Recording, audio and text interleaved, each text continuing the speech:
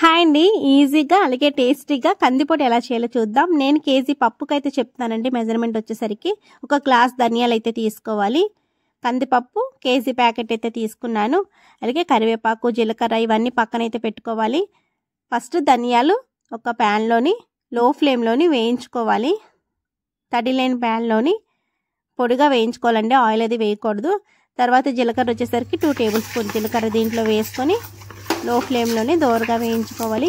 చక్కగా ఈ రెండు వేసాక తీసి 1 టేబుల్ స్పూన్ శనగపప్పు కూడా వేయించుకోవాలి. తర్వాత దానిలోనే ఎండుమిరపకాయలు వేసుకోవాలండి. ఒక 10-12 ఎండుమిరపకాయలు వేసుకోవాలి. మీకు కారానికి తగినన్ని ఎండుమిరపకాయలు అయితే వేసుకోవాలి. ఎండుమిరపకాయలు శనగపప్పు తీసాక వేరే ప్లేట్లోకి మన కందిపప్పు ఉంది కదా, కొంచెం కొంచెంగా వేయించుకోవాలి. చక్కగా మంచి బ్రౌన్ కలర్ వచ్చే వరకు లో ఫ్లేమ్లోని కందిపప్పు అయితే వేయించుకోవాలండి. వీటిలోని ఆయిల్ అయితే వేయకూడదు. చక్కగా ఇలా వేయించుకొని తీసేయాలి.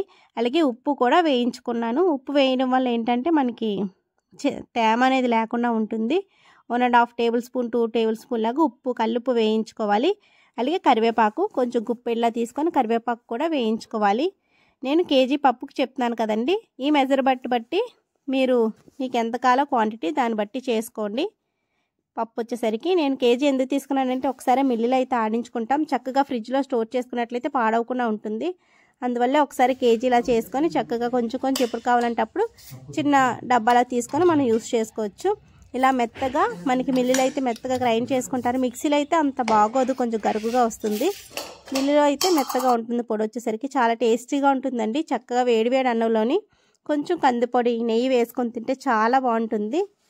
ఇలా చేసుకోవడం వల్ల చాలా సింపుల్గా అయిపోతుందండి. మనకి ఎక్స్ట్రా చేసుకోవడం వల్ల చక్కగా ఫ్రిడ్జ్లో స్టోర్ చేసుకున్నట్లయితే మనకి ఎప్పుడు కావాలంటే అప్పుడు తీసుకొని యూజ్ చేసుకోవచ్చు. అదే కాకుండా మనకి మెత్తగా గ్రైండ్ అయితే అవుతుంది ఇలా మిల్లులో ఆడించడం వల్ల. లేదు మాకు తక్కువ క్వాంటిటీ కావాలంటే మిక్సీలోనే చేసుకోవాలి. వీడియో నచ్చితే ప్లీజ్ లైక్ చేయండి.